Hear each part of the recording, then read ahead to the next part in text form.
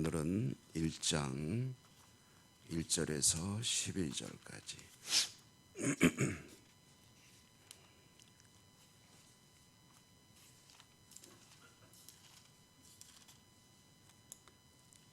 요엘 페이지 수로는 1270페이지 그 앞뒤로 있습니다. 구약성경 요엘 1장 1절부터 12절까지 교독하겠습니다. 부들의 아들 요엘에게 임한 여호와의 말씀이라. 늙은 자들아 너희는 이것을 들을지어다. 땅의 모든 주민들아 너희는 귀를 기울일지어다. 너희의 날에나 너희 조상들의 날에 이런 일이 있었느냐. 너희는 이 일을 너희 자녀에게 말하고 너희 자녀는 자기 자녀에게 말하고 그 자녀는 후세에 말할 것이니라. 밭종이가 남긴 것을 메뚜기가 먹고 메뚜기가 남긴 것을 늑지가 남긴 것을 황충이 먹었도다. 취하는 자들아 너희는 깨어 울지어다. 포도주를 마시는 자들아 너희는 울지어다. 이는 단 포도주가 너희 입에서 끊어졌음이니 다른 한 민족이 내 땅에 올라왔음이로다. 그들은 강하고 수가 많으며 그 이빨은 사자의 이빨 같고 그 어금니는 암사자의 어금니 같도다. 그들이 내 포도나무를 멸하며 내 무화과 나무를 긁어 말갛게 벗겨서 버리니 그 모든 가지가 하얗게 되었도다. 너희는 처녀가 어렸을 때 남자로 말미암아 붉은 배로 덩이고 애곡함같이 할지어다. 소제와 전제가 여호와의 성전에서 끊어졌고 여호와께 수종 드는 제사장은 슬퍼하도다. 밭이 황무하고 토지가 마르니 곡식이 떨어지며 새 포도주가 말랐고 기름이 다하였도다. 농부들아 너희는 부끄러워할지어다. 포도원을 가꾸는 자들아 곡할지어다. 이는 밀과 보리 때문이라.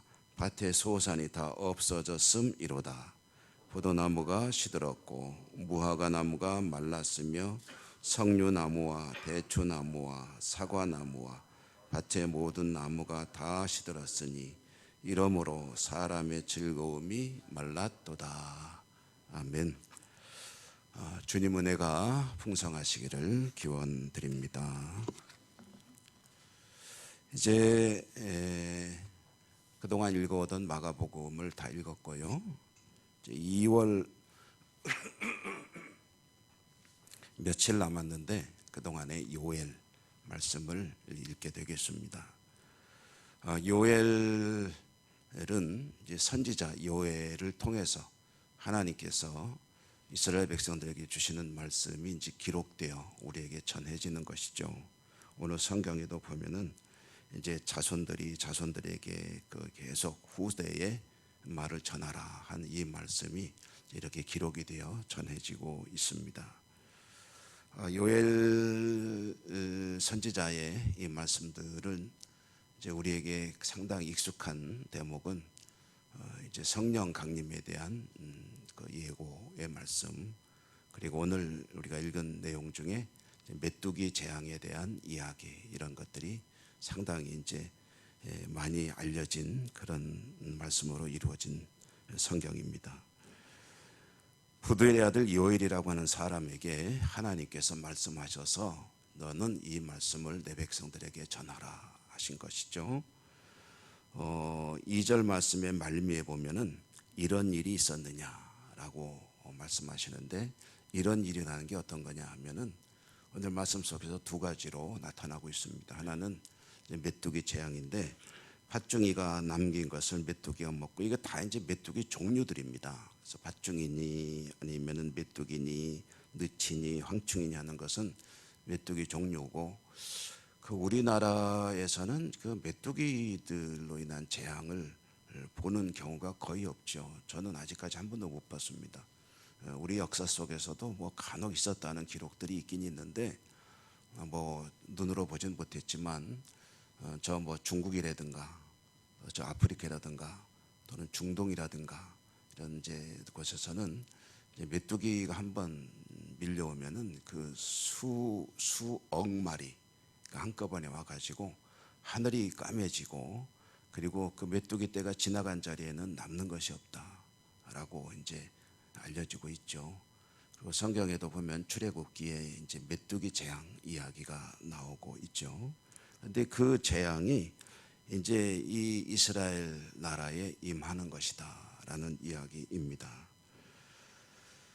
그런데 이제 이것은 실제 메뚜기 재앙에 대해서 이야기하는 것일 수도 있고, 또 6절에 보면 다른 한 민족이 내 땅에 올라왔다라고 했죠. 이것은 이제 바벨론을 가리키는 말씀일 수도 있습니다. 그래서 이 두 가지 사건이 각각 실제로 역사 속에 있었던 사건일 수도 있고, 그리고 실제로는 이제 바벨론의 사건을 의미하면서 비유로 이제 메뚜기를 예로 들은 경우도 있는데, 그러나 우리는 이 성경을 읽으면서 이 두 개의 사건이 실제로 다 있었던 것이다라고 이제 이해하는 것이 좋을 것 같습니다.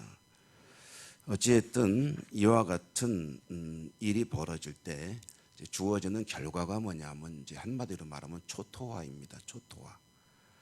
메뚜기가 지나간 자리에 아무것도 남지 않듯이 바벨론의 군대가 쳐들어오고 지나간 자리에는 이제 파괴와 방화, 약탈, 그리고 이제 많은 사람들이 포로로 끌려가고 하는 것이 있고, 그 뒤에는 사실은 처참한 광경만 남게 되는 것이죠. 그래서 오늘 말씀에 너희는 애곡하라. 애곡하라는 것은 이제 슬퍼하며 통곡하라 그런 뜻이죠. 이와 같은 일이 이제 그야말로 참담한 현실 아닙니까? 이제 그 이야기들이 쭉 나오는데요.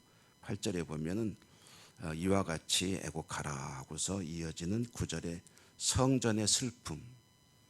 성전이 이제 사실은 이제 무너지고, 그리고 그곳에서 이제 제사가 끊쳐지고 제사장을 찾을 수가 없는 그런 일이 있게 되고, 또 10절에 보면은 생업 현장이 또한 초토화되는 것입니다. 그러니까 이제 나라가 튼튼하고 이제 전쟁이나 자연재해가 없고 그럴 때 이제 백성들이 평안하게 자기 생업 현장에서 농사를 짓는 사람은 농업에, 자영업을 하는 사람은 자영업에, 직장에 다니는 사람은 직장에서 일하면서 이제 평화로운 삶을 누릴 수 있는 것인데, 밭이 황무하고 토지가 마르고 곡식이 떨어지고 새포도주가 말라고 기름이 다하는 이와 같은 일이 왜 일어나느냐 할 때 이 재앙을 통해서 주어지는 참담한 결과다라는 거죠. 근데 이와 같이 11절에도 그렇죠. 뭐 농사를 짓고 싶어도 할 수 있는 그런 여건이 이루어지지 않는 이것은 삶의 모든 분야에서 모든 것이 다 망가져 버렸다라는 이야기가 되겠는데요. 그 이유가 뭐냐면 이스라엘 백성들이 이제 하나님 앞에 과오가 있기 때문이죠. 범죄하였기 때문이다. 그래서 이제 그로 인해서 주어지는 결과가 뭐냐 하면은 요엘서에서 강조하는 그 용어는 여호와의 날입니다. 여호와의 날. 여호와의 날은 이제 그 두 가지 의미를 동시에 가지고 있는 이제 국어에서 말하는 소위 중의법 두 가지 사실을 같이 포함하고 있는데요. 여호와의 날은 심판의 날이다라는 것과 또 구원의 날이다라는 두 가지 의미를 가지고 있습니다.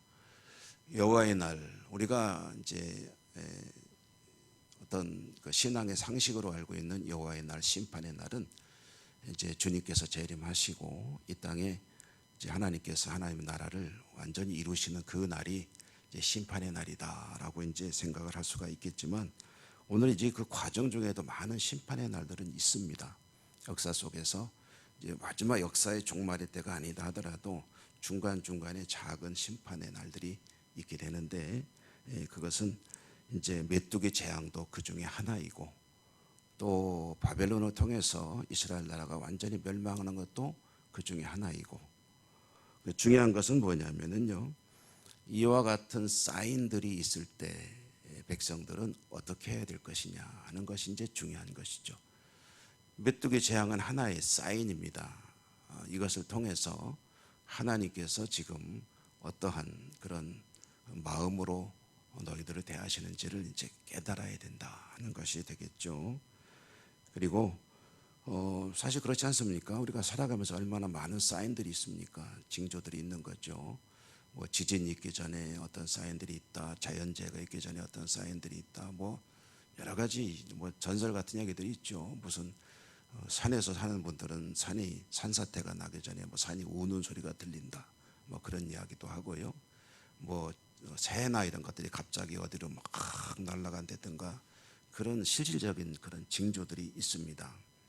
자연재해 때 그렇고, 그리고 이제 만약에 나라와 나라 사이에 전쟁이 일어난다 그러면은 그런 징조들이 있습니다. 오늘날은 워낙에 과학이 발달해서 이제 위성이나 이런 것들을 통해서 군대가 이동하는 것을 다 보게 되는데, 가끔 뉴스에 나오지 않습니까? 이제 북한에서 무슨 군대가 우리 이제 휴전선 부근으로 대량 이동하고 있다, 무기들이 이동한다, 그러면서 무슨 사격 연습을 한다 할 때 그런 것들은 우리의 마음속에 이제 염려를 가져오는 것들이죠. 일종의 사인들입니다. 우리 건강에도 사인들이 있잖아요.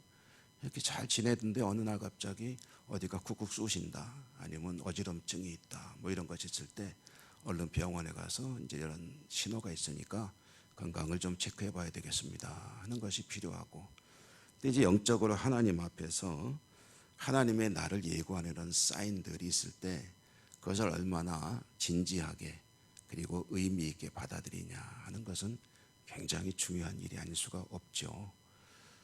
우리에게는 이미 수많은 사인들이 주어져 있습니다. 그것은 성경을 통해서 하나님이 예고하시는 말씀들이죠. 지금은 이제 예를 들어서 뭐 깨어서 늘 기도하라, 근신하라. 왜 그러느냐? 뭐 때가 가까워졌음이니라. 라고 이런 말씀들은 성경 곳곳에서 찾아볼 수가 있습니다. 이와 같이 우리에게 사인을 보내시는 하나님의 신호, 말씀뿐 아니라 이런저런 상황들을 보면서 우리는 그저 무심코 넘길 것이 아니라 이제 하나님의 때가 있음을 기억하면서 하나님 앞에 그야말로 깨어서 기도하고 믿음으로 우리의 삶을 하나님 보시기에 좋은 것으로 만들어 나가는 그런 일들이 필요한 것이 되겠죠. 요엘 선지자를 통해서 주시는 말씀이 우리에게 이와 같은 영적인 그런 준비의 자세들을 깨우쳐 주시고, 오늘 하루도 주님의 말씀에 성실하게 살아가는 복된 하루가 되시기를 주님 이름으로 축복합니다. 은혜로우신 하나님 감사합니다. 요엘 선지자를 통해 주시는 말씀을 들었습니다. 이스라엘 백성, 이스라엘 땅에 내려진 재앙, 그것은 하나님께서 그들을 지켜보시고 어떻게 무엇을 기대하고 계신지를 깨닫게 하시는 징조임을 말씀을 통해서 듣습니다. 우리의 삶 가운데도 수많은 징조들이 있는데 말씀을 통해서 주시는 하나님의 뜻, 하나님의 계획들을 잘 깨닫고 늘 깨어 기도하고 믿음으로 승리하는 저희 모두가 될 수 있도록 도우시고 축복해 주옵소서. 예수님 이름으로 감사하고 기도드립니다. 아멘. 하늘에 계신 우리 아버지의 이름을 거룩하게 하시며 아버지의 나라가 오게 하시며 아버지의 뜻이 하늘에서와 같이 땅에서도 이루어지게 하소서. 오늘 우리에게 일용할 양식을 주시고 우리가 우리에게 잘못한 사람을 용서하여 준 것 같이 우리 죄를 용서하여 주시고 우리를 시험에 빠지지 않게 하시고 악에서 구하소서. 나라와 권능과 영광이 영원히 아버지의 것입니다.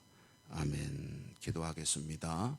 여러분의 기도 하나님께 하나하나 낱낱이 구하시기 바랍니다. 또한 우리가 함께 기도하는 기도들도 하나님께 올려주시기 바라고요. 내일 또 주님의 날 우리가 예배를 준비하고 또 경건한 모습으로 하나님께 참된 예배를 드릴 수 있는 은혜가 있길 바라고요. 다 같이 주여 한번 부르고 기도하겠습니다.